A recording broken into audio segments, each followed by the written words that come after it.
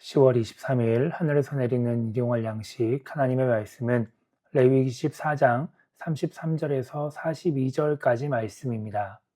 여호와께서 모세와 아론에게 말씀하여 이르시되 내가 내게 기업으로 주는 가나안 땅에 너희가 이를 때에 너희 기업의 땅에서 어떤 집에 나병 색점을 발생하게 하거든 그 집 주인은 제사장에게 가서 말하여 알리기를 무슨 색점이 집에 생겼다 할 것이요 제사장은 그 색점을 살펴보러 가기 전에 그 집안에 있는 모든 것이 부정을 면하게 하기 위하여 그 집을 비우도록 명령한 후에 들어가서 그 집을 볼지니 그 색점을 볼 때에 그 집 벽에 푸르거나 붉은 무늬의 색점이 있어 벽보다 우묵하면 제사장은 그 집 문으로 나와 그 집을 이레 동안 폐쇄하였다가 이레 만에 또 가서 살펴볼 것이요 그 색점이 벽에 퍼졌으면 그는 명령하여 색점 있는 돌을 빼내어 성밖 부정한 곳에 버리게 하고 또 집안 사방을 긁게 하고 그 긁은 흙을 성밖 부정한 곳에 쏟아버리게 할 것이요 그들은 다른 돌로 그 돌을 대신하며 다른 흙으로 집에 바를지니라.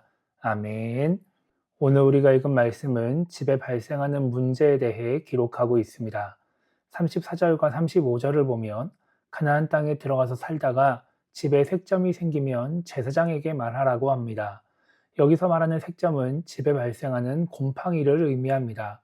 제사장은 집주인에게 집을 비우게 한 뒤에 집을 살펴봅니다. 그래서 곰팡이로 의심되면 일주일 동안 집을 폐쇄한 뒤에 다시 살펴봅니다. 그랬을 때 곰팡이가 벽에 퍼졌으면 곰팡이가 있는 돌을 빼서 성 밖에 버리고 집 벽의 흙을 긁어버립니다. 그렇게 새로운 돌과 흙으로 벽을 깨끗하게 하는 것입니다. 그런데 그렇게 했음에도 불구하고 다시 곰팡이가 발생하면 제사장이 다시 확인을 하여 집을 아예 헐라고 하나님은 말씀하십니다. 그리고 곰팡이가 난 집의 모든 돌과 흙을 성 밖에 버리라고 말씀하시죠. 오늘 말씀을 통해 우리가 생각해 봐야 하는 것은 제사장의 중요성입니다. 레위기 13장부터 나오는 부정에 대한 말씀 속에서 반복해서 나오는 말씀이 있는데 그것은 제사장이 진단을 한다는 것입니다. 하나님은 제사장에게 피부병도 또 옷과 집의 곰팡이도 다 진단하게 하십니다. 그리고 그 진단을 따라 문제를 해결하게 하시죠. 이것은 그동안 나왔던 모든 말씀에 공통적으로 해당되는 것입니다. 제사장은 단지 제사만 드려주는 사람이 아니었습니다. 하나님의 말씀, 율법을 가장 잘 알고 이스라엘 백성들이 그 율법을 지키도록 가르치고 지도하는 사람이 제사장이었습니다. 그렇기 때문에 제사장이 제 역할을 하지 못하면 이스라엘 백성들은 율법을 제대로 지킬 수 없게 되고 몸과 집에 부정한 것을 제대로 제거하지 못해서 정결함을 유지할 수 없게 됩니다. 그러니까 건강한 공동체를 세우기 위해서는 한 사람 한 사람이 자신을 돌아보며 영적으로 건강한 신앙인이 되어야 할 뿐만 아니라 제사장이 제 역할을 잘 감당해야 합니다. 제사장이 제 역할을 하지 못하면 자신을 돌아보는 기준을 제대로 제시하지 못하고 부정한 나병이나 색점을 제대로 분별하지 못하여서 아무리 개인이 애를 써도 건강하고 정결한 신앙인이 될 수 없는 것입니다. 이것은 이 시대의 교회도 마찬가지입니다. 교회의 목회자가 중요한 이유는 단지 목회자가 교회의 리더이기 때문이 아닙니다. 목회자가 제사장으로서의 역할을 잘 감당해야 성도들이 지켜야 할 하나님의 말씀을 알게 되고 하나님의 말씀 안에서 옳고 그름을 분별하게 됩니다. 목회자가 제 역할을 감당하지 못하면 아무리 성도가 건강한 신앙인이 되려고 애를 써도 한계가 있을 수 있는 것입니다.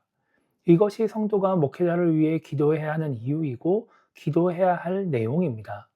목회자를 리더로 생각하기 때문에 여러 행정적인 권한을 가진 지도자로 생각하기 때문에 그래서 교회의 중요한 사람이기 때문에 목회자를 위해서 기도하는 것이 아닙니다. 목회자는 하나님을 위해 교회를 위해 성도를 위해 부름받은 사람이기 때문에 건강한 교회를 세우기 위해 영적으로 건강한 신앙인이 되기 위해 목회자를 위해서 기도해야 하는 것입니다.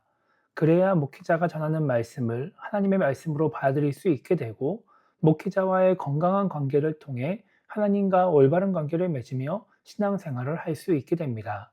그렇지 않으면 하나님을 따르는 것이 아니라 사람을 따르는 신앙생활을 하게 되고 열심히 신앙생활을 하지만 영적으로는 건강하지 않은 신앙인이 될 수 있습니다.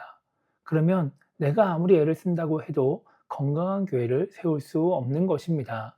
그래서 오늘 하루를 시작하며 우리가 이렇게 기도했으면 좋겠습니다. 목회자에 대한 올바른 인식을 가지고 목회자와 건강한 관계를 맺음으로써 목회자를 통해 영적인 유익을 얻고 올바른 관계를 맺으며 살아가는 신앙인이 되게 달라고 기도했으면 좋겠고요.